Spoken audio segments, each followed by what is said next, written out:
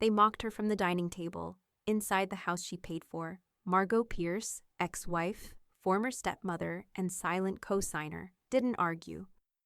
Dean poured wine. Kylie smiled. There wasn't even a chair with her name on it. By morning, the mortgage, the tuition, and the luxury SUV would begin to vanish. Cancelled from the trust only Margot controlled. She spent years funding their future. Now, she was correcting their past. And when they asked for help, the silence she left behind was already legally binding. Before we begin, may I ask, where in this big, beautiful world are you listening from? It's always a quiet honor to know who's sharing this space. Drop it in the comments, and don't forget to subscribe. The chandelier flickered like a nervous pulse overhead, casting trembling gold light across the sprawling dining table. Dean and Kylie's new home in the hills was pristine, curated, and cold. Like a luxury catalog you weren't meant to touch. Everything gleamed. Custom garlands in muted tones trailed the staircase. Monogrammed napkin rings. Candles scented like something foreign and expensive. White tea and cedarwood. 12 chairs, but only one guest didn't have a place card. Margot stood for a beat too long in the entryway, coat still on, holding the wine she brought. A vintage Dean used to beg her to open on special occasions. He didn't even glance at the label. "Oh," Kylie said, noticing. "We don't really do reds anymore." Then she pivoted back to the oven, where her artisanal ham, lacquered like something from a cooking show, waited under layers of orange peel and rosemary. Margot left the bottle on the console table, next to the untouched baby photo of Harper. Still in the same crooked frame Margot had given Dean his first Father's Day. They didn't even put out a chair for her. She seated herself at the corner of the long, reclaimed oak table, too far from the main cluster to hear most of the laughter without leaning in, which she didn't, not once. Her plate sat politely full, the honey-glazed carrots already going cold by the time the toast began. Dean was halfway through a long-winded thanks for family monologue when Kylie, beaming across the rim of her champagne glass, cut in with a grin. "Honestly," she said, the edges of her words sugar-coated and sharp, "your best gift this year is staying out of our way." The room tensed, just enough to notice. Not enough to stop her. Dean let out a soft chuckle, not the belly laugh he gave Kylie's dad's terrible puns. Just a short, breathy sound that said, "Let's move on." No one corrected her. No one looked at Margot. She didn't flinch, didn't blink. Just picked up her glass of water, no wine, apparently, and took a long, steady sip like she hadn't heard a thing. And maybe they thought she hadn't. Maybe they thought she was still fragile, as Sandra used to whisper. Maybe they mistook silence for surrender. Later, much later, her phone buzzed in the back seat of her car, still parked 2 blocks away. The driveway full of Teslas and ego. "Harper, I'm sorry, that wasn't okay." Margot stared at the message for a moment, fingers cold against the screen. She thought about replying. She didn't. 3 minutes later, another ping. "Sandra, mocking you from the house you paid for." Bold. Margot smiled. It wasn't bitter, it wasn't sad. It was the slow, dawning grin of someone finally done swallowing shit. The house she paid for. The down payment Dean couldn't swing without her 401k cash out. The foundation Kylie pretended to design, while Margot fielded every call from the contractors. The marble countertops Kylie bragged about on Instagram, bought with equity borrowed from Margot's name. And now here she was, seated on the outside, cold plate in front of her, mocked in passing like she was a ghost at her own funeral. The leather of the steering wheel creaked beneath her grip as she sat frozen in the driveway, lights off. She could still hear laughter echoing faintly from the hilltop. She exhaled once through her nose. It wasn't rage, it was clarity. She pulled out her keys, turned the ignition, and drove, not home, but east, toward the flat little office suite behind the strip mall where she still kept her consulting desk. The one nobody knew she hadn't given up, not even Sandra. Inside, the place smelled like paper and printer toner. Familiar. Margot locked the door, turned on the overhead light, and opened the drawer she hadn't touched in months. Her laptop, a manila envelope. Her old passwords written in shorthand on a notepad behind the drawer organizer. She booted up the laptop, fingers steady. The screen came alive with a soft chime. She opened the first folder labeled Marble House. Inside, invoices, wiring instructions, contractor schedules, and one overlooked detail Kylie never would have known to hide. A signature authorization form Margot had been told was just for backup. When they filed the joint construction loan, her name was still on it. Power of withdrawal, unilateral amendment rights. A house can't mock you, but a house can bleed. She looked up, eyes catching her own reflection in the darkened window. Not fragile, not broken, awake, and next to her inbox, a new message blinked into view. From Kylie Kavanaugh. Subject, New Year's RSVP. She opened it. Hey, need a head count by Friday. If you're planning to come, let me know. Margot didn't reply. She clicked compose, opened a new email tab, and began drafting something Kylie would never see coming. The numbers stared back at her like a confession. Margot sat cross-legged on the floor of her office, the laptop open on the low coffee table, glowing like a hearth. Her cardigan was bunched at the elbows, hair pulled into a low knot. No music, no ambient distractions. Just the quiet tick of the wall clock and the rhythmic hum of the building's central heat kicking in. She'd logged into the trust account to verify one thing. Just one. But curiosity had a scent, and it was always just a few clicks away from rage. The spreadsheet built itself slowly, line by line. Margot's keystrokes were methodical, detached, as though she were auditing someone else's life. $1,124.30, Capital Ridge Mortgage Cooper, still drafted from the joint trust, every first of the month. 4 years running, $729.92, Audi Financial Q7 lease. She remembered signing as the guarantor because Dean's credit was still recovering from that mess with the IRS. He'd said he'd refinance it within a year. That was back when Harper still had training wheels, 2,212 Salksar. Harper's Academy tuition still labeled temporary support in the payment notes. And the charity donation, the one Kylie had posed for in her little white pantsuit, handing over the oversized check with their names calligraphed on it like royalty. It hadn't been their money, it had been Margot's, pulled directly from the charitable sub-account she'd opened after her mother passed. There were 16 auto-pays in total. 14 of them fed directly into Dean and Kylie's life. And Margot, like a well-behaved ghost, had let every one of them run untouched. Her phone buzzed on the table. A text. Not from Sandra this time, from Tracy. Tracy. You still hold the purse. They just decorated it. Margot stared at it. She hadn't talked to Tracy in months, not since the baby shower fiasco, when Kylie insisted on calling her the bonus X, loud enough for the caterer to hear. But somehow, Tracy always knew when something cracked. A long breath left her lungs, heavy as fog. She looked around the office. A windowless room she hadn't needed in a year but never closed. A space no one else thought existed. She'd joked once to Harper that it was her escape room. She hadn't realized how true that was until now. Margot pulled the old metal filing cabinet open.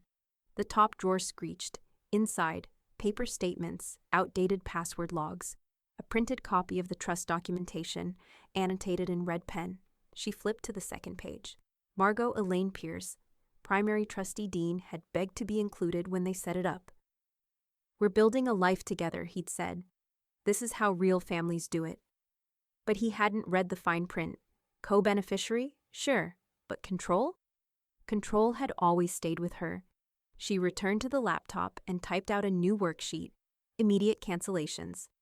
One by one, she began listing every outgoing draft.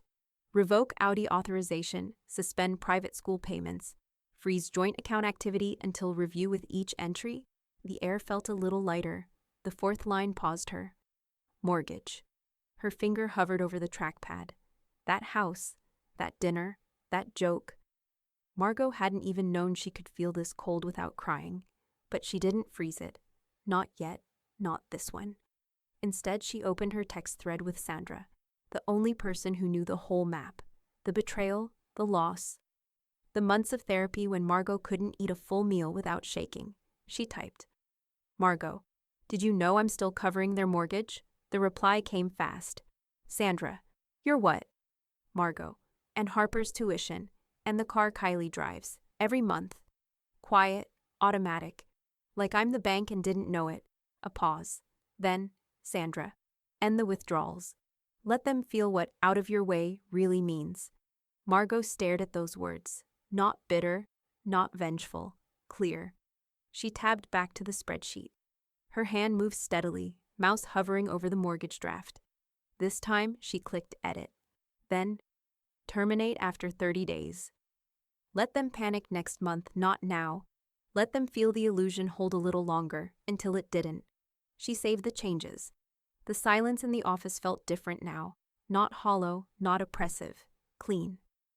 And just as she reached for her mug, the laptop chimed again. A new message alert. Not email, bank notification. Kylie Kavanaugh just used the trust card. 6/18/42 hollers at Lux and Bloom Bridal Boutique. Margot blinked. Bridal? She clicked for more details. Recipient. Kylie Kavanaugh. Note. Final fitting before New Year's. Final fitting? Margot stared, then slowly sat back, her spine stiffening against the wall. They were renewing their vows. The call came early Monday morning, the kind of hour when the world was still gray and uncommitted.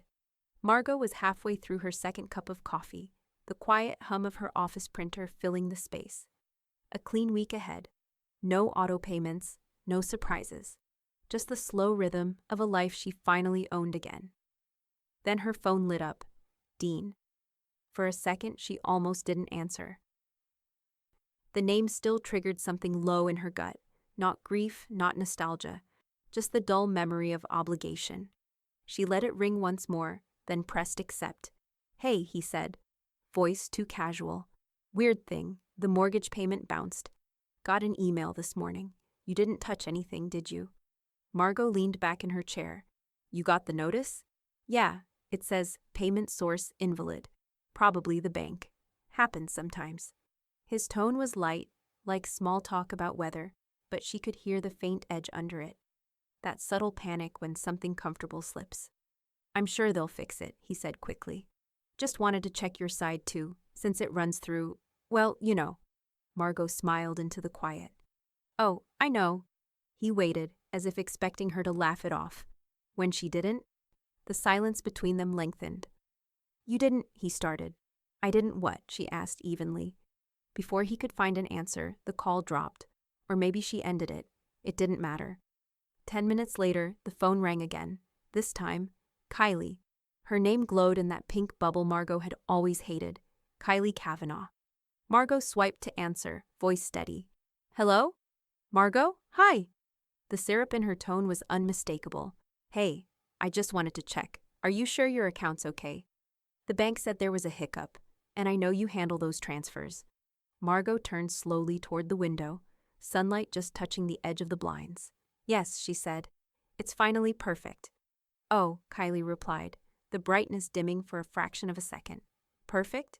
Yes. I fixed what was wrong. There was a pause long enough to feel the weight shift, confusion, then the realization that Margot wasn't going to rescue them this time. Kylie cleared her throat.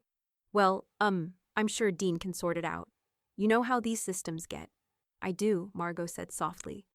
They get dependent, until someone decides to stop feeding them. She ended the call before Kylie could respond. The satisfaction wasn't loud. It didn't feel like victory. It felt like gravity finally returning to her side. A knock at the office door startled her. Sandra stepped in, winded from the cold. A thick manila envelope sat tucked under her arm. Fresh from Victor, she said. Hard copy, notarized, just like you asked. Margot motioned for her to come in. Sandra dropped the envelope onto the desk. You really did it. Huh? I started, Margot said. Sandra nodded approvingly, then glanced around the small office. The stacks of old contracts, the framed certification plaques, the air of a life pieced back together. You look calm, she said. I am. Sandra leaned against the wall. Dean's not going to take it well. He already isn't. Margot opened the envelope. Inside was a single sheet. Notice of account change. Official seal. Victor's signature at the bottom. She flipped to the second page. The drafted letter addressed to Capital Ridge Loan Servicing. To whom it may concern, effective immediately, I, Margot Elaine Pierce, Request removal of my name and associated contact information from account number 4219. All communications henceforth should be directed solely to Dean and Kylie Kavanaugh, co-beneficiaries and current occupants. Sincerely, Margot E. Pierce. She read it once more, then reached for her pen. Her signature came easy this time. No hesitation, no tremor. Sandra watched her. Feels good, doesn't it? Margot smiled faintly. It feels clean. Outside, a garbage truck rattled past. Somewhere, life kept moving. Victor's working on the full revocation, Sandra added. You'll be legally separated from all co-liability within 48 hours. They can't touch you after that. Margot nodded. Perfect. Sandra hesitated at the door. You want me to drop this off, or… I'll handle it, Margot said. When she was alone again, Margot folded the letter carefully into a fresh envelope, addressed it by hand, and sealed it with a press of her thumb. Then she opened her laptop one more time and logged into her messages. A new thread blinked at the top. Kylie Kavanaugh, unread. She clicked it. Hey, just checking in again. We might need to use your info temporarily to fix the payment link. Hope that's okay. Margot typed one sentence. No, Kylie. You'll have to learn to fix things yourselves now. She hit send. Then she printed a copy of the revocation, slipped it into her filing drawer, and turned off the office lights. For the first time in years, the silence didn't ache, and as she stepped outside into the crisp winter air, her phone buzzed once more. A voicemail notification from Dean. She didn't listen, but the transcription preview on her screen read, You can't just cut us off, Margot. You don't know what you've started. Her eyes narrowed. Oh, she knew exactly what she'd started. The snow had started just before dawn. A soft dusting that hadn't stuck, but left the sidewalk slick and reflective. Margot parked in a visitor spot outside the university's administrative building and sat in the car a moment, gloved hands resting on the steering wheel. It wasn't anger that brought her here, it was precision. Inside, the bursar's office smelled like stale coffee and printer toner, the particular scent of bureaucracy. A few students huddled near the front desk, murmuring about holds and missed deadlines. Margot waited patiently behind them, her folder neatly tucked under one arm, her presence entirely forgettable. Just another professional woman checking in on someone else's mess. When the receptionist called her forward, she smiled politely and slid her ID across the desk. I'm here to clear Harper Kavanaugh's spring tuition, she said. Voice even. The woman clicked through a few screens, then frowned. Looks like there's a partial payment already scheduled. Linked to another account, Margot nodded. Cancel it. I'll be covering the full balance. From this, she added, handing over a cashier's check already printed in Harper's legal name. No joint account, no trust notation. The woman accepted it without hesitation. And, Margot added, I need the student record access updated. Remove all parental logins associated with Dean or Kylie Kavanaugh. Emergency contact stays as Harper's preference. The woman looked up. You're sure you want to… Yes, Margot interrupted, gently but firmly. Harper's 18. The account is hers now. It's time it reflected that. The transaction took less than 15 minutes. Margot exited into the biting cold with a receipt folded in her coat pocket, and the lightness of a door finally shut. Later that afternoon, she sat at her desk with a fresh cup of tea and drafted a message. To Harper Kavanaugh. Subject: Spring tuition paid. Independent. They don't need to know. She stared at it for a moment, then added a line beneath. You're allowed to start fresh before they're ready to. Then she hit send. Meanwhile, across town, Kylie was falling apart in real time. The first friend she messaged was Chelsea, the Pilates instructor with a secret trust fund and no judgment policy. Chelsea replied within minutes. So sorry, babe. Things are tight right now. Post-holiday slump, you know? Next was Olivia from the wine club. Ugh, I would, but things are weird with Brad's business. Can you ask Dean's mom? She always helps. Dean's mom, of course, hadn't taken their calls in months. Not since they moved into the Hilltop house and stopped inviting her to family dinners because the kitchen was too small for everyone. By the time Kylie messaged Madison, someone she hadn't spoken to since Harper's 8th birthday, she wasn't even pretending. Can you float us for like 2 weeks? Small thing, just until our billing gets sorted. No response. The panic settled in quiet and cruel.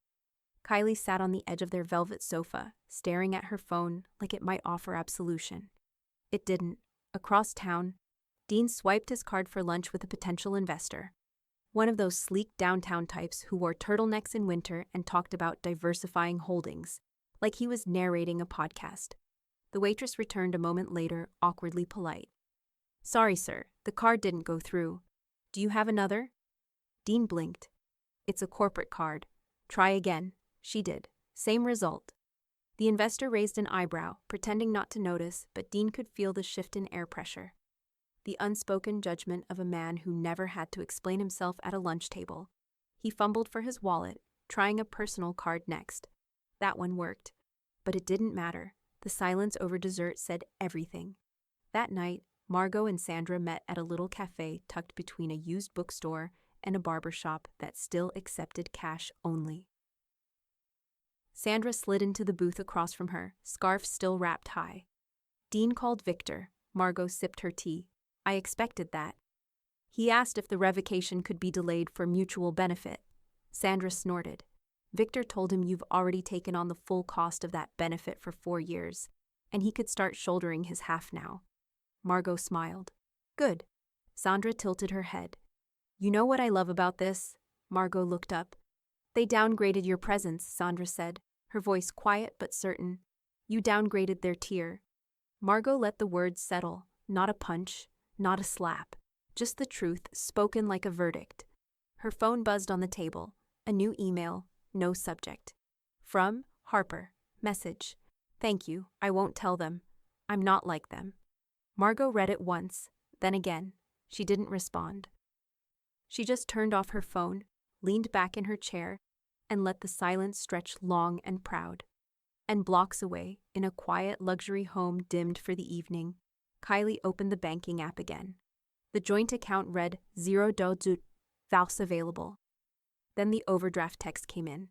Tracy's message came in the middle of Margot's grocery run, tucked between 2 texts about oat milk and a recipe for lentil soup. "Tracy, confirmed. You were the qualifying signer on Kylie's Q7 lease. She wouldn't have passed the income check without your W-2 attached." Margot stood in the freezer aisle, phone in one hand, the cart in the other. Families buzzed around her. Toddlers tugging at cereal boxes, couples arguing about almond butter. Normalcy everywhere. Her lease, her name, again. She stepped aside, heart calm, mind already moving. 15 minutes later, she was back in her car with the heat turned low and the lease servicer's number on speakerphone.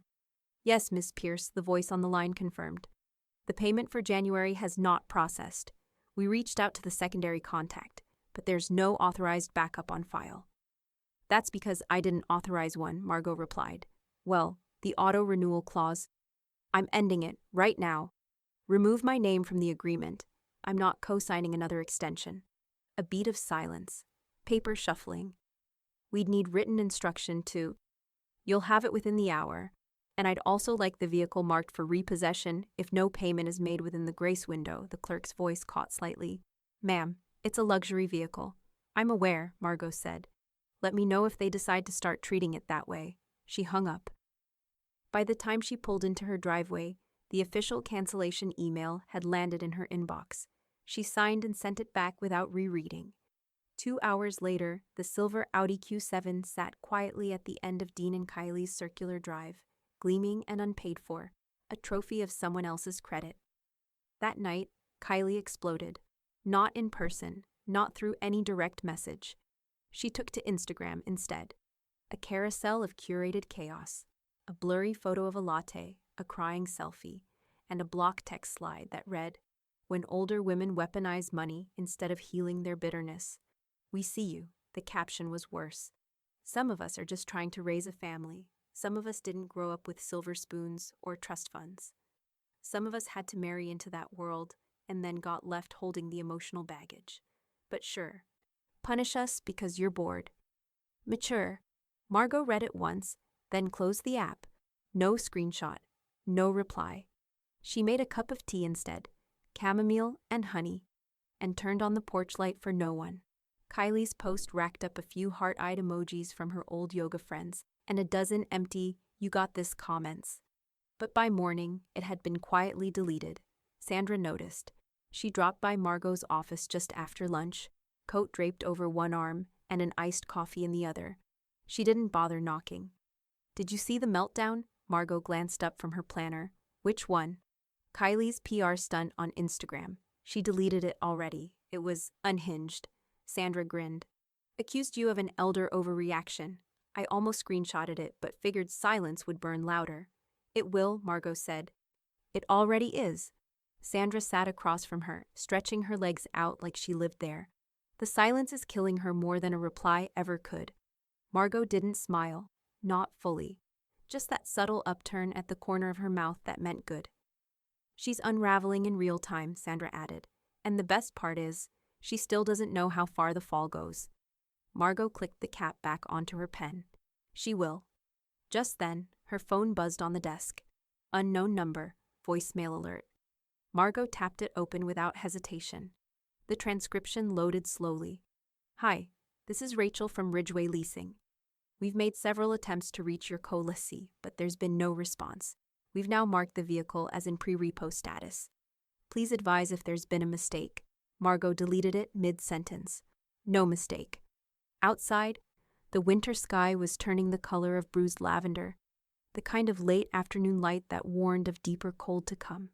She stood, walked to the window, and watched as the wind stirred the bare branches across the parking lot. Back inside the Hilltop house, Dean stared at the overdue notices piling in their inbox. And Kylie, lips pressed tight, pacing with her phone in hand, refreshed the bank app again. Still nothing, still overdraft. And out front, the silver SUV sat gleaming in the driveway, unaware it was living on borrowed time. The envelope arrived on a Wednesday. Thin, cream-colored, and official enough to demand attention. Margot didn't need to open it to know what it was. She'd been expecting it. For 4 years, she'd quietly rerouted the property tax payments through her trust. Automatic transfers, masked beneath the generic label county disbursements. The illusion of Dean's financial competence had been, like everything else in his life, entirely subsidized. Not this year. This year, she let the clock run. She made herself coffee instead. By mid-March, the reminders began. Notice, tax payment due, final reminder before delinquency. She deleted the first 2 that landed in her inbox. The third she printed and pinned neatly to her corkboard, right beside Harper's tuition receipt. A few days later, Sandra showed up with a folder tucked under her arm and a grin that didn't quite hide the thrill. "They've been posted," she said, almost sing-song. Margot looked up. "Posted where?" Sandra handed her the folder. Inside were color printouts from a public listing site. Government seal at the top, property details in bold. Delinquent taxes, 21 to 78 Maple Crest Drive. Owner of record, Dean Kavanaugh. Amount due, $18,472.16. Sandra smirked. "Let them Google their own address. It'll be educational." Margot's eyes lingered on the listing. There it was, their perfect house, photographed by some automated drone months ago, now reduced to a thumbnail under the word delinquent in all caps. "How long before they notice?" Margot asked. Sandra leaned back. "If Kylie's still refreshing the bank app every morning, about 2 hours. Margot smiled faintly, the kind of restrained satisfaction that didn't need to reach her eyes. "Then let's give them a little lesson in asset ownership." Across town, Dean stared at the county notice pinned to the mailbox like a scarlet letter. Kylie hovered behind him, robe half-tied, coffee forgotten. "This is a mistake," she said, for the 5th time. "You paid those, didn't you?" Dean didn't answer. The bold black print glared up at them. "Second notice of delinquency. Payment required within 15 days to avoid lien." "What does that even mean?" Kylie demanded. "They can't just, it's our house." Dean's jaw flexed. "It's my house." She blinked, caught off guard by his tone. "Excuse me?" He crumpled the notice in his hand. "I'll call the bank, or the county, or whoever." He turned away, muttering, "Someone must have screwed up the autopay." But there was no autopay. Not anymore. By evening, he'd made 6 calls. All of them dead ends. Every clerk gave the same polite answer. "The account used for past payments is closed. You'll need to pay directly." He hung up on the last one before they could finish the sentence. Kylie watched him pace, the tight circle of a man realizing the floor beneath him was borrowed. "They're not gonna take our house," she said, half to herself. Dean stopped. "No," he said slowly. "But if they post it again, people will see." Margot didn't need to imagine the panic. She could hear it in the silence that followed. No calls, no texts, just the void that fills a room when the proud are cornered. Later that night, as she filed away her receipts, her phone buzzed with a new message. "Harper, are they really about to lose the house?" Margot hesitated for only a second before replying. Margot. Only what they never truly owned. A minute passed. "Harper, they're pretending it's a system error. Mom's telling people they were hacked." Margot set her phone down. Outside, the wind dragged across the windows like distant static. She didn't respond. Some lessons didn't need reinforcement. Some were only learned in the silence between consequences. 3 days later, the listing updated. Status: pending county lien. Next action: public sale processing. Sandra texted a screenshot, followed by a single line. "You could frame this." Margot didn't. She just printed it once, folded it neatly, and placed it in a file labeled Restitutions. That night, she dreamt of the hilltop house. But this time, the lights were off, the driveway empty, the echo of laughter gone. She woke to her phone buzzing again. Not a text this time, a voicemail. She didn't listen, but the preview line on her screen read, "Margot, please, we need to talk before this gets out. You can't let them." The message cut off there, but it didn't need to continue. She turned her phone face down, poured another cup of coffee, and whispered to no one. They already did this to themselves. Outside, the wind carried the faint sound of a siren up from the valley. Not urgent, just steady, like a warning on repeat. Victor's office overlooked the courthouse square, tall windows, clean lines, and the faint hum of the HVAC system filling the pauses between conversation. Outside, snow drifted past like static. Inside, Margot sat across from him, posture straight, her coat folded neatly over the arm of her chair. He poured 2 glasses of water, not offering coffee this time. There was no need. "Everything's ready," he said, sliding a thick binder across the table. "New trust, independent of the old account. All funds transferred to the new holding entity. You're the sole trustee." Margot nodded once. "And Harper?" Victor flipped open the cover. "Sole inheritor. The updated structure isolates her completely. None of the prior beneficiaries have access, and the old one will dissolve automatically in 30 days. Margot traced her finger down the page, reading each clause with quiet precision. Dean and Kylie's names appeared only once, under a bold header marked Disinheritance. Victor's tone softened slightly. Professional empathy layered beneath legal certainty. "You understand this is permanent. If they contest, the clause you requested will trigger the charitable forfeiture provision. Everything goes to the education endowment." "That's correct," Margot said. "You're sure?" Her eyes lifted, steady and calm.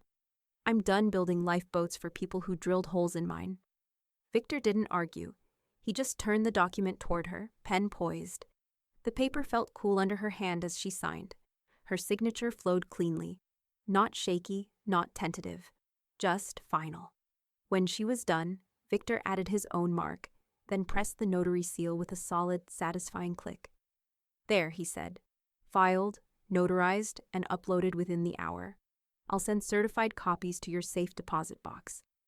Margot leaned back, exhaling slowly. "Good. Let it live where they can't touch it." A quiet knock broke the silence. Sandra stepped in, a gust of cold air following her.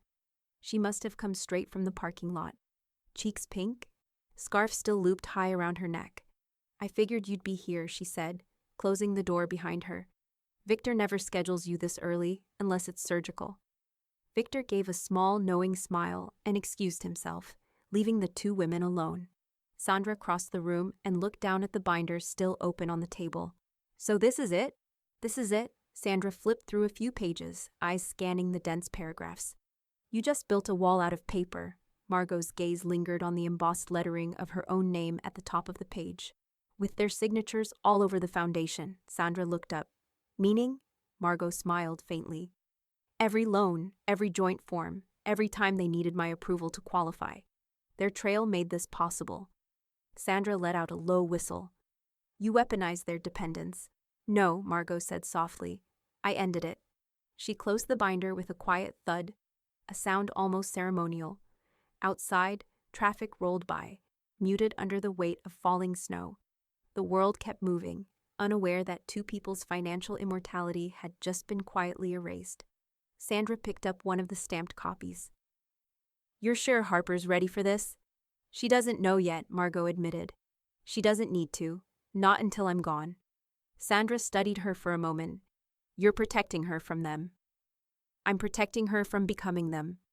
A silence settled between them, the kind that doesn't demand filling. Finally, Sandra exhaled and looked toward the window. You know, they'll find out soon enough. I'm counting on it, Margot said. Victor re-entered, tablet in hand. Miss Pierce, the electronic filing just confirmed. The previous trust access credentials are now invalid. Margot met his eyes. Meaning? He smiled slightly. Meaning if anyone tries to log in, they'll get an error message. Sandra chuckled. That's going to go over well. Margot stood, adjusting her coat. Let them try. That evening, at the Hilltop House, Dean sat at his desk surrounded by the wreckage of unpaid bills and unopened envelopes. Kylie leaned over his shoulder, mascara smudged, clutching her phone like a lifeline. Try the login again, she said. Maybe it's a server issue. Dean typed in the familiar credentials. The same username, the same password he'd used for years. Access denied. Account restricted. He tried again, and again. The error repeated, each time colder, more final. Kylie's voice cracked. Why would it say restricted? We're still beneficiaries, aren't we? Dean didn't answer. He just stared at the glowing screen, the reflection of two people finally seeing themselves as outsiders. Across town, Margot stood by her window, the city lights reflected in the glass, like constellations she no longer needed to wish on. Her phone buzzed once, an email confirmation. Trust successfully recorded with County Probate Office. She locked her screen, set the phone face down, and whispered, almost tenderly, let them look for doors that no longer exist. The text came on a Tuesday morning, 10:04 a.m., just as Margot was settling into her office chair with a fresh legal pad and a cup of black tea. Dean. Hey. We were thinking maybe you'd want to come by next week. Just a casual belated Christmas thing. No pressure, just family. She stared at the screen, unmoved. The last time they said just family, she sat at their table without a name card. 10 minutes later, Harper followed up. Harper, they're pretending. Nothing's changed. It's just theater. Margot didn't reply to Dean. She didn't ask questions. She didn't analyze it. She simply typed back, not available. That was it. No punctuation, no warmth. A statement of fact, not a rebuttal. Another hour passed. Then Kylie's number popped up on her screen, this time with a text. Longer, carefully constructed, full of soft landmines disguised as good intentions. Hi, Margot. I know things have been complicated, but we really want to move forward as a family. Life is too short for grudges, and we've all made mistakes. We're trying to heal. Hope you'll let us. Margot didn't answer. Instead, she forwarded the message to Sandra, who replied within seconds. Sandra. They can move forward, just not on your dollar. Margot let the phone fall face down on her desk. For a moment, she just sat there, the light from the window falling across her desk, catching on the crystal paperweight she'd won years ago for an industry award none of them ever congratulated her for. She picked up the phone again, this time to call Victor. Lock it, she said, not even waiting for him to ask how she was. No reversals, no amendments. Final. Victor paused for a second, as though giving her space to reconsider. But she didn't. Done, he said. I'll execute the amendment and record it by noon. Make sure the probate office gets the updated version. It's already on my list. She ended the call without ceremony. Just one more transaction, just one more thing sealed off. At the Hilltop House, Dean paced the kitchen like a caged animal while Kylie watched the front gate camera for no reason. She didn't even ask what time, Kylie muttered. She just said not available. It's not even a real excuse. Dean rubbed his eyes. Maybe she's still mad about the taxes. You think? Kylie snapped. Or maybe it's the SUV, or the mortgage, or the fucking tuition, or the fact that we're boxed out of the trust like we're strangers. Dean's voice dropped to a dangerous whisper. We are strangers. You do realize that, right? Kylie looked up, stunned. We don't know her anymore, he said. We haven't for a long time. Back at Margot's office, Sandra leaned against the filing cabinet, watching her quietly. They'll keep trying, you know that. Margot didn't look up. Let them try. Sandra tilted her head. It's strange, isn't it? You spent years hoping for an apology, and now that they're knocking, you won't even open the door. That's not a door, Margot said calmly. It's a mirror. They just finally caught a glimpse of themselves in it. Sandra crossed her arms. And you? I stopped looking. The silence stretched, comfortable, inevitable. Sandra gestured to the thick trust binder sitting on the shelf. Victor said it's officially locked. No reversals, no court appeal. Not even you can undo it. Margot nodded. That's the point. Sandra walked toward the door, then paused. You really never wanted to talk to them, not even once, to say how it felt? Margot's gaze didn't waver. No. Why not? She looked out the window at the city below, slow-moving, uncaring, alive. Because they never wanted a conversation. They wanted a clean slate without doing the cleaning. That night, Margot turned her phone off completely. No voicemails, no previews, no contact. She poured a glass of wine, pulled an old quilt over her lap, and opened a novel she'd been meaning to read for years. One that had nothing to do with survival, healing, or family. And while Dean and Kylie sat in their too-quiet kitchen reheating catered leftovers under dimmed lights, Margot let the words of someone else's story carry her into a night she didn't have to answer for, until her email pinged. Once. From County Office Recorder. Subject: Trust Amendment recorded. No revisions permitted. She didn't even open it. She just smiled, sipped her wine, and closed the book to mark her page. Page 1 of Peace. The official notice came taped to their front door at 6:32 a.m. Dean didn't see it first. The landscaper did. He texted a photo before sunrise, asking if they wanted him to remove it. Kylie was the one who ran barefoot down the front steps, robe flapping, hair undone. The yellow paper flapped against the frost-bitten wood, loud in its simplicity. Notice of foreclosure sale. Property in default. She tore it down so violently, the tape ripped splinters from the door frame. This has to be illegal, she muttered, voice shaking. This can't be happening. Dean didn't answer. He just stood there in pajama pants, jaw clenched, eyes fixed on the torn edges of the notice still clinging to the wood. He'd made calls for weeks. Old colleagues, golf buddies, one former client with a consulting firm that always seemed to know loopholes, but no one was taking his calls now. The people who once clinked glasses with him at charity galas were suddenly in meetings or traveling. He wasn't useful anymore. By noon, his phone battery was dying from unanswered dials. He sat on the living room floor surrounded by folders, invoices, and unopened mail. Kylie paced behind him, manic energy ricocheting off marble and glass. They can't just take it, she kept saying. We've paid so much into this place. Dean's voice came out hollow. We haven't paid enough. Across town, Margot sat at her desk, the county website open on her monitor. Property status. Foreclosure proceeding initiated. Sale pending. April 12th. She stared at it for a long time, letting the words settle. Sandra's voice came through the speakerphone, crisp and alive with caffeine. You see the posting yet? I'm looking at it now, Sandra chuckled softly. Let them find out what it feels like to pay full price for fake status. Margot didn't reply immediately. She was watching the little thumbnail photo of the house.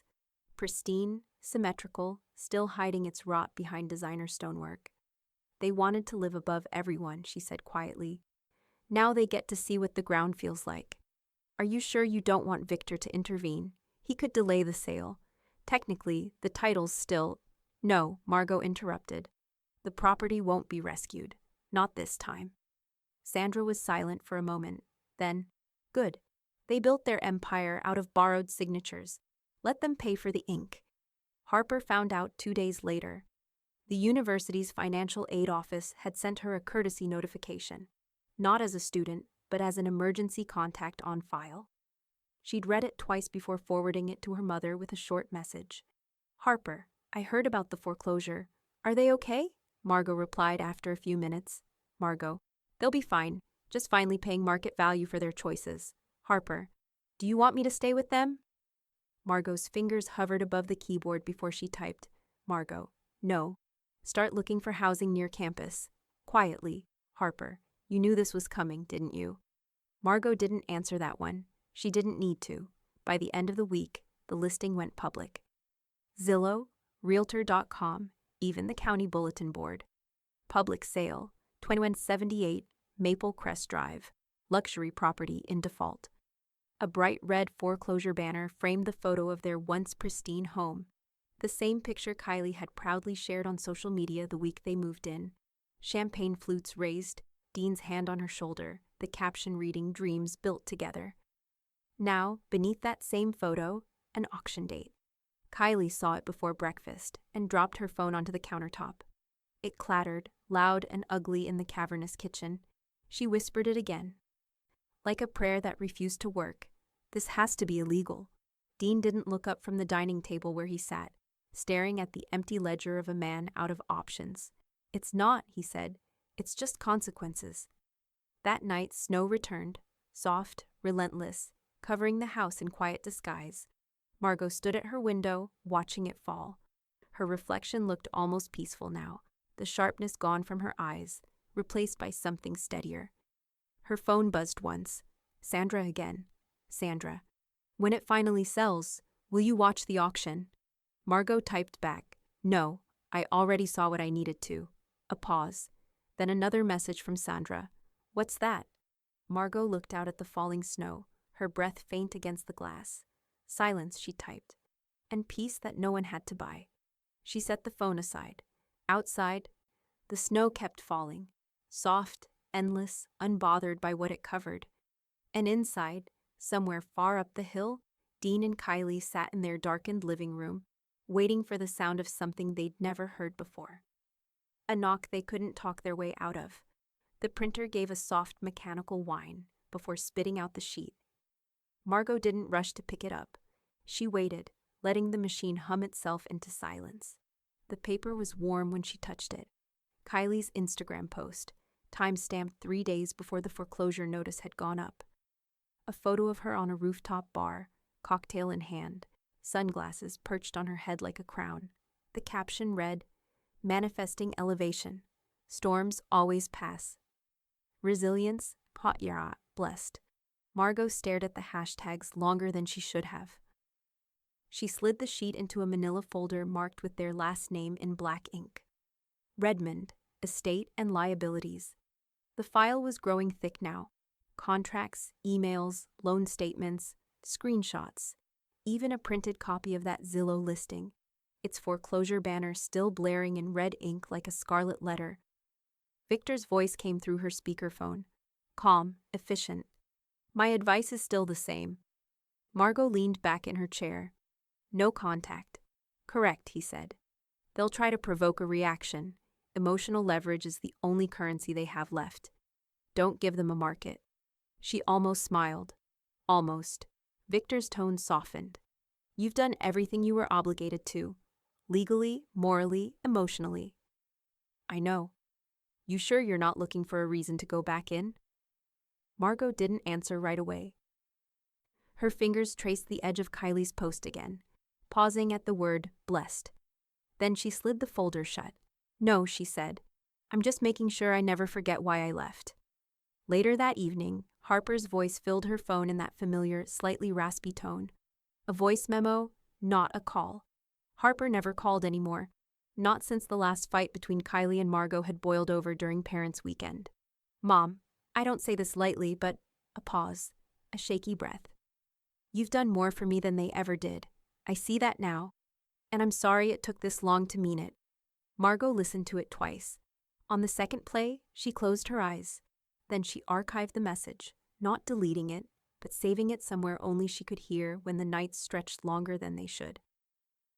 The rental house sat behind a half-shuttered laundromat on the edge of town. Dean parked the U-Haul in the gravel driveway, the truck's suspension groaning as it lurched to a stop. 2 bedrooms, no yard. A half-broken mailbox that tilted like it was ashamed to stand. Kylie stood on the cracked sidewalk, holding a box marked bathroom, fragile with both hands like it was all that tethered her to the earth. "This can't be the right address," she said quietly. Dean didn't answer. He was staring at the second-floor window, where a sun-bleached curtain swayed like someone else had been watching them arrive. Inside, the ceilings were low. The smell of pine cleaner clung to the air, trying too hard to disguise something older. Kylie set the box down on the bare floor and stared at the brown carpet, her voice barely above a whisper. "I used to say I'd never live in a place with textured walls."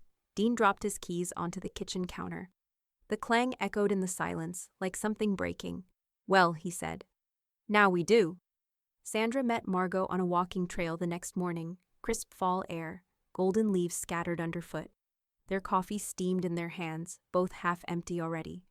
"She posted again," Sandra said, still pretending the foreclosure was some kind of spiritual transformation. Margot didn't look up. "Let her. People will believe whatever flatters them." Sandra sipped her latte. "You know, I keep thinking about what you said, that this isn't revenge." "It's not."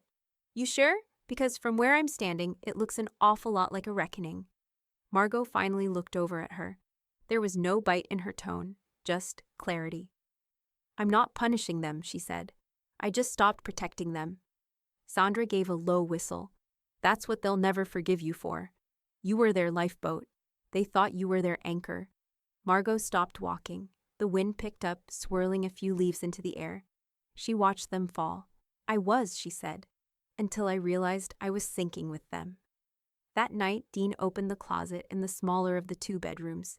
He stared at the cardboard boxes stacked inside, unmarked, sagging slightly from the rain they'd caught during the move. At the very bottom, buried under a flannel blanket, was a file folder he'd thought he'd left behind in the old house. It was thinner than it used to be, several papers missing. He flipped it open. Inside, a copy of Margot's original loan co-signature, the one that had helped them buy Maple Crest Drive in the first place. Then beneath it, a sticky note he didn't remember placing. It read, "This wasn't betrayal. This was belief. You broke both." Dean blinked at it. Once, twice. "Kylie," he called, his voice unsteady. "Did you go through the old files before the move?" No answer. Just the hollow clatter of pans in the kitchen. He stared at the note again, heart crawling sideways in his chest.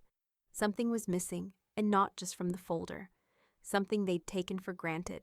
Something someone had quietly taken back. And they hadn't even noticed it was gone. The rumors arrived before the leaves finished turning. Margot didn't hear them in person. She never did. But they circled the edges of town like smoke from someone else's fire. A neighbor mentioned Kylie crying in a salon chair. A former board member hinted at Dean's surprising humility during a Rotary Club meeting. A vague post on the community Facebook group asked if anyone knew what really happened on Maple Crest Drive, followed by comments too polite to name names but sharp enough to cut. Margot read none of it. She never replied to gossip, never corrected it, never shaped it, never tried to steer the narrative. Instead, she opened a new document. The title read simply, Personal Estate Addendum. B. Statement of Intent. It wasn't for the public. It wasn't even for Harper. It was for the record. For the day someone might need to know the difference between silence and evasion. Between self-protection and abandonment. She didn't dramatize anything. She didn't settle scores. She just told it straight. How she'd signed on to help them secure the loan. How she'd kept the payments alive for almost 3 years after Dean stopped contributing. How Kylie had filed for the LLC behind her back to protect marital interests. How they used her name to stay afloat and then blamed her when the boat finally sank. Halfway through, she stopped typing and stared out the window. A breeze lifted the last few golden leaves from the maple outside. She wondered briefly how much quieter her life might have been if she'd let it all fall sooner. She hit save. Then she sent the document to Victor with a single-line note. Archive under living directives. Disclose only under legal necessity. He replied almost instantly. Understood. Locked and logged. And for the record, it's the cleanest explanation I've ever read. She didn't respond, but something inside her unclenched. Sandra stopped by that afternoon with a coffee and a sideways smile. They're telling people you sabotaged them, she said, settling onto the porch swing without waiting for an invitation. Apparently, Dean says you encouraged him to refinance. Kylie swears you blindsided them. Margot didn't flinch. They need an audience. I needed a boundary. Sandra raised her cup like a toast. Well, you built a hell of a one. They sat in quiet for a few moments, the wind gently pushing the swing. You ever think about explaining it all? Sandra asked eventually. Putting the truth out there? Margot shook her head slowly. They already know the truth. That's why they're rewriting it. Across the state line, Harper was scrubbing espresso grounds out of a metal filter when her phone buzzed in the back pocket of her jeans. It was an email from the university's financial office. Congratulations, your mid-year grant has been approved. Her eyes blurred for a second. She wiped her hands on her apron and opened the message again, just to be sure. A second buzz followed. A deposit confirmation. The balance showed enough to cover 2 months of rent and books. Later, after her shift, she sat cross-legged on the twin mattress in her off-campus apartment, scrolling through her mail. The padded envelope came without a return address, but she knew the handwriting instantly. Sharp, deliberate, unmistakably Margot. Inside, a personal check. Same amount as the grant. No note. Just one word, written in the memo line, unseen. Harper stared at it for a long time, not crying, not quite, just recognizing it. Not everything her mother did had been loud. Some of it had been invisible on purpose. Back at the rental, Dean hovered over a space heater in the corner of the living room, flicking the switch like it might suddenly start working harder if he demanded it with enough intent.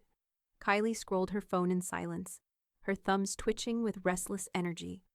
She'd posted a photo earlier, soft focus latte art, captioned slow mornings, quiet grace, 6 likes. Dean spoke without looking at her. Do you think she's ever going to come after us legally? Kylie looked up, startled. Who? Margot? She still has the paperwork, the tax records, the loan chain. She could easily. She won't, Kylie interrupted, voice too sharp. She'd rather watch us disappear than destroy us. Dean nodded, unsure whether that made him feel relieved or afraid. Kylie's phone buzzed. A new notification. Her breath caught for a second, but it wasn't Harper. It never was. Across town, Margot sat in her reading chair, flipping through a worn copy of Middlemarch. The night had settled around the house like velvet. Quiet. Complete.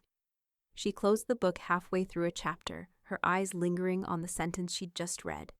It is one thing to love the truth, and another to love the consequences it brings.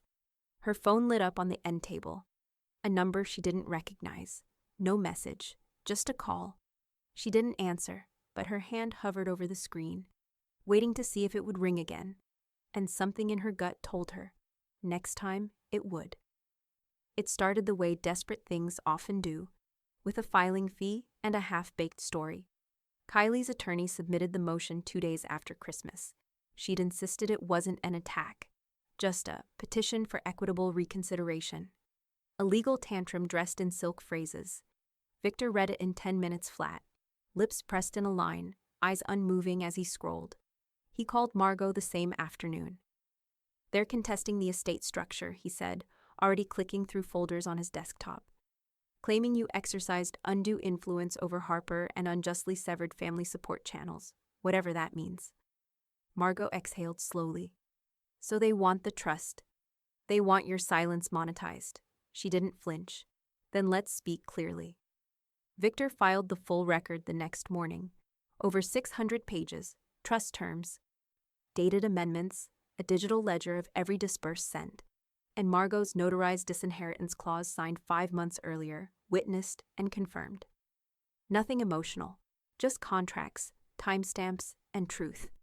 He included a transcript of Harper's independent counsel review and a summary of financial transactions going back 10 years. There was even a screenshot of the email Dean had once sent Margot, the one where he'd thanked her for bailing them out again. The judge read the file in chambers. The hearing itself lasted less than 20 minutes. Kylie sat rigid beside her lawyer in the courtroom's second row, fingers clenched around the straps of her designer tote like it could carry dignity. Her makeup was too perfect. Sharp eyeliner, pale lipstick. Too much effort for a case that never had a pulse. The judge didn't waste breath. "No standing," she said, tapping the papers before her. "No evidentiary grounds. The terms of the trust are clean. Contest dismissed. With prejudice." Kylie didn't speak. Her attorney leaned in, whispered something she didn't hear, or didn't want to. The gavel cracked like an ending. As people rose to leave, the court clerk added something over the mic. "Petitioner is responsible for court costs due to procedural delays." Kylie stood too fast. Her heels caught in the carpet. The click-clack of her exit echoed, brittle and too loud, like a performance without a script. Dean never showed. Not even a written statement. Harper watched the empty chair across the aisle and didn't feel surprise, just confirmation. Later, she stepped outside into the January chill, wrapped her coat tighter, and turned to Margot beside her. "They didn't lose money," Harper said, eyes still on the courthouse steps. "They lost mirrors." Margot looked over. "Mirrors?" "Yeah," Harper's voice was quiet now. "People who made their version of the story feel real. You took that away." Margot's expression didn't shift. "Good," she said softly. "Let them reflect somewhere else." Back in the rental, Kylie tossed a folder onto the kitchen table so hard it slid off the edge. Legal papers spilled across the floor. The oven beeped behind her. Something she'd meant to preheat but forgot. Again. She crouched, gathering the scattered pages, hands shaking now, her breath ragged. The dismissal notice was on top, stamped and final.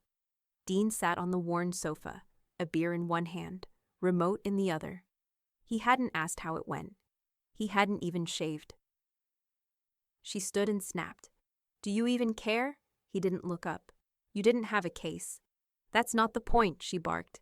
"She's cutting us out like we were nothing. Like we were never—" "We were," Dean interrupted flatly. "And then we weren't." Kylie stared at him.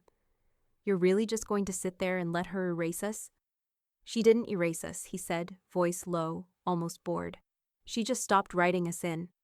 Margot returned home to find a padded envelope waiting in her mailbox. No return address. But the handwriting was familiar. Tight, efficient, legal. She opened it carefully. Inside, a single copy of the judge's dismissal order, and clipped to it a post-it note in Victor's handwriting. Now they know what silence really costs. She folded the paper once, twice, and slid it into her estate folder. The fireplace crackled behind her. Somewhere upstairs, the old house settled into itself, creaking like a body that had finally stopped bracing for impact. Her phone buzzed on the counter. A text. From Harper. "Do you want to meet for lunch? Just us. No reason. Just time." Margot's fingers hovered over the screen, something soft catching in her chest. She started to type, then stopped, and smiled. Then came another buzz. A second message. Not from Harper. Blocked number. One photo attachment. She opened it. A blurry image. Grainy, zoomed too far, but recognizable. A photo of Margot, taken from across the parking lot of the courthouse. Her back was turned. Her coat flared in the wind. She hadn't known she was being watched. And at the bottom of the image, one line of text. "You didn't win. You just walked away first." The final balance transfer cleared on a Tuesday. It arrived in Victor's encrypted inbox just after 10:02 a.m., a terse confirmation from the bank's trust division. All linked assets, liabilities, and instruments formerly co-signed or collateralized by Margot Redman have been formally dissolved or reassigned. Portfolio, fully independent. Status, financially untethered. Victor flagged the message, attached it to her estate file, and forwarded a short note. "You're clean, congratulations." No exclamation points, no frills. Just a statement Margot had once thought she'd never read in her lifetime. She sat at her desk, the window cracked open to the soft chill of late January. A thin stream of sunlight fell across the corner of the file cabinet, where Redmond, estate, and liabilities had once been the thickest drawer. She didn't feel elation. Or triumph. Just a steady, full-bodied quiet. Freedom, she realized, didn't make a sound. Sandra insisted on hosting something, though she called it a dinner, not a celebration. No speeches, no champagne toasts, just meatloaf and mashed potatoes, the good kind. The kind that says, "You lived through it, now rest." Margot agreed, mostly because Sandra didn't ask for permission, just said 6:30 and sent her a grocery list. The night was calm, the table modest. Linen napkins folded, candles lit but not scented. No music playing, just the occasional hum of the oven and the knock of silverware on ceramic. They ate slowly, talked about everything but the past. Margot let herself laugh, real laughter, the kind that cracked through the ribs instead of sitting beneath them like pressure. At one point, Sandra handed her a small box. Margot raised an eyebrow. "You said no gifts." "It's not a gift," Sandra said, waving her off. "It's a receipt. Open it." Inside, a keychain. Polished steel, engraved with 2 words, "Paid forward." Margot didn't speak. She didn't need to. Just before dessert, the doorbell rang. Margot opened it to find Harper standing there in a charcoal peacoat, her breath puffing small clouds into the night air. She looked older and younger, sharper around the eyes, softer in posture. "I should have texted," she said quickly. There was something I wanted to give you in person." Sandra called from the dining room.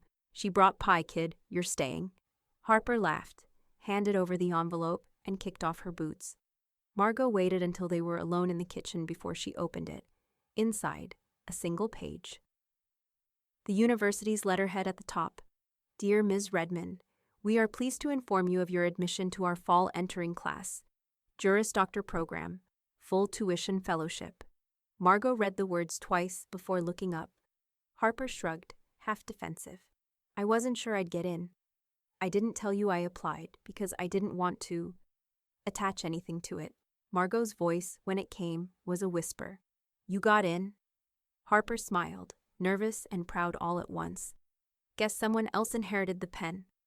Margot didn't cry, not this time, but she did press a hand to her heart, just for a second, like she needed to remind it to keep going. By the following Monday, Victor had updated the trust documentation, educational fund, extended. He didn't need Margot's permission. She'd granted full discretionary authority months ago. But he still sent her the updated ledger with a note, allocated through JD completion. No repayment expected. File archived. Legacy secured. She opened it at her kitchen table. Harper's acceptance letter still pinned to the corkboard nearby.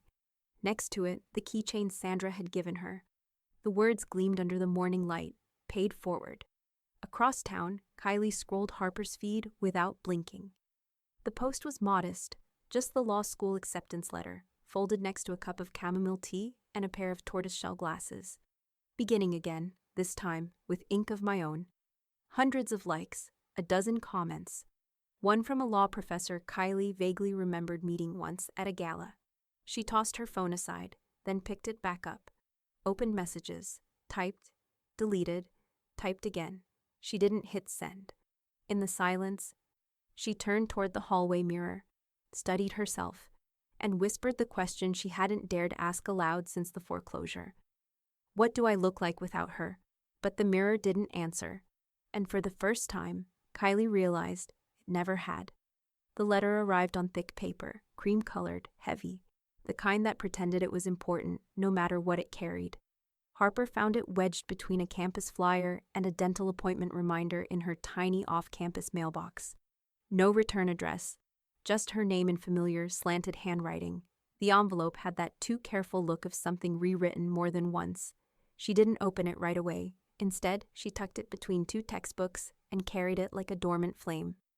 By the time she did read it, 2 days later, or in the quiet back booth of the cafe where she worked weekends, the coffee had gone cold and the snow outside had started again. The letter wasn't long.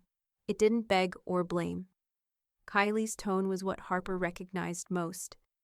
That practiced balance between apology and self-justification. The kind of language that flattered its own remorse. "We didn't mean to make you choose. We just wanted to be seen, too. It was never supposed to get this far. You're still ours, even if you forget." Harper read it twice, then folded it neatly along its creases and slid it back into the envelope. She didn't reply. The next time she visited Margot's house, she handed it over wordlessly at the door, just passed the envelope across the threshold like something that needed to leave her hands permanently. Margot didn't ask what it said. She didn't have to. She turned the letter over once, then once more, and set it down on the entryway table. They'll keep trying, she said quietly. Not because they want reconciliation, because they want revision. Harper leaned against the doorframe, arms crossed. I didn't feel sad reading it. No, I felt expected. Like they still believe they know who I'll be next. Margot nodded. That's how they hold on. Not with truth, with assumption. A pause. Then gently, you don't have to become them to win. Harper looked up, steady and clear-eyed. I'm not, she said. I'm becoming you. The words hung there between them. Not flattery, not mimicry, but fact. Sandra arrived that afternoon with soup and unsolicited commentary, as usual. I saw Harper's acceptance post, she said, peeling off her gloves. Already has more engagement than Kylie's entire presence. I swear, if poetic justice were a person, it'd be that girl in tortoiseshell glasses. She's finding her voice, Margot said, stirring the pot on the stove. She's finding yours, Sandra corrected. And better, she's starting earlier. They ate at the kitchen table while the storm started to pick up outside. A slow, swirling snow that muted the edges of the world. Harper joined them late, cheeks pink from the wind, a casebook under her arm. She slid into the seat beside Margot without asking, like she belonged there, because she did. Halfway through dinner, Margot's phone buzzed on the counter. Victor. She excused herself and answered in the hall, voice low. Yes? Confirmation just came through, Victor said. The fellowship committee matched her scholarship in full. Your fund remains untouched. Trust still intact. Margot closed her eyes for a moment. You're sure? I've triple-checked. Her JD is covered. You've done more than enough, Margot. Good. She was about to hang up when Victor added, She's not just covered, she's protected, Margot whispered. So was I just didn't know it then. Later that night, Harper found herself alone in Margot's study, her fingers brushing over the spines of old books and case files still neatly stacked by decade. There was a photo in a simple frame, Margot in her 20s, standing outside a courthouse, hair windblown, expression unreadable. Harper stared at it for a long moment, then down at her own reflection in the glass. Same brow, same shoulders, same storm-hidden grace, but a different beginning. Across town, Kylie sat on the edge of the rental's bathtub, phone in hand, the messaging app open to Harper's name. Still no response. She stared at the tiny status indicator, last active, 3 hours ago, and felt the hollow pull of absence. The kind that doesn't fade, the kind that learns to haunt quietly. Dean was asleep on the couch again, beer can balanced on his chest like punctuation. Kylie scrolled up to reread her own words. You're still ours, even if you forget. She deleted the draft reply she'd been rewriting all week. Then she opened a browser and typed in Margot's full name. Not for contact info, not even for dirt. She needed to see what was still visible, what couldn't be erased, and what stared back at her in article after article, in case brief after foundation mention, wasn't scandal or silence. It was legacy. The kind that didn't wait for permission. The kind that didn't need her to remember it. The voicemail was 62 seconds long. Margot didn't listen to more than 3. Kylie's voice came through brittle at first. Too composed, too slow, the sound of someone trying to perform grace with a paper throat. This isn't about money anymore. It's about what's left. About who we are to each other now. Margot pressed delete. No second thoughts. No archiving. No folder for later. It didn't belong in the record. The air along the Cumberland River was crisp and clean, the kind that felt earned after a long winter. Margot walked her usual path with Sandra beside her, boots crunching the frost that still clung to the gravel. You've been quiet today, Sandra said, tossing a peanut to a squirrel who was clearly used to freeloading. Just finishing things, Margot replied. Not tying bows, just closing drawers. Sandra grinned. Sounds like the world's calmest vengeance. They paused near a bend in the trail where the river widened, catching the low morning sun. water like a pane of broken glass, light scattering in fragments. Margot inhaled. I think I finally believe it's over. You never wanted them to pay, Sandra said after a moment. You just wanted your costs to stop rising. Margot didn't answer, but she smiled. Later that afternoon, Margot's phone lit up with Harper's name. The library behind her buzzed with muted voices and the distant hum of a printer. Harper's voice came low and direct through the line. They showed up here. Margot sat a little straighter. Where? Campus, outside the law building. They didn't say my name, but they made sure I could hear them. Asking about resources, mediation programs, legal aid, loud enough to matter. What did you say? Harper's breath crackled through the line. I said I already gave them enough, and I walked away. Silence for a beat. Then Margot's voice, warm and steady.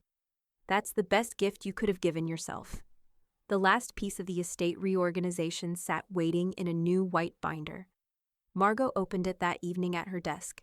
The final trust documents were crisp, cleanly tabbed, the kind of paperwork Victor would have printed on acid-free paper just to be sure it lasted longer than most inheritances. Every asset retitled, every directive countersigned. Harper's name where it belonged, not as a contingency, but as continuity. Margot flipped to the final tab, a short cover sheet, printed in Victor's even font. All instruments complete, legacy secure, no future liabilities. She closed the binder gently, not with ceremony, but with finality, then slid it onto the shelf between emergency contacts and healthcare directives. Done. Sandra dropped by unannounced, holding a brown paper bag and a thermos of something steaming. I brought lentil stew. Also, 2 mini pies from that place you like. Margot raised an eyebrow. Celebrating? Merry January, Sandra said, sweeping snow off her boots. Figured you missed Christmas while you were busy unstitching history. They ate on the porch, bundled in coats and wrapped in quiet. Overhead the trees were bare but dignified, honest in their bareness. This place used to smell like stress, Sandra said, balancing her mug on the arm of the chair. Now it just smells like time and peace. Margot tilted her head back. The sky was gray but not unkind. They used to joke that my best gift to them, she said softly, was staying out of their way at Christmas. Sandra looked over. And this year, Margot turned her face toward the wind, voice a whisper of satisfaction. In January, my best gift was making sure they couldn't afford to celebrate.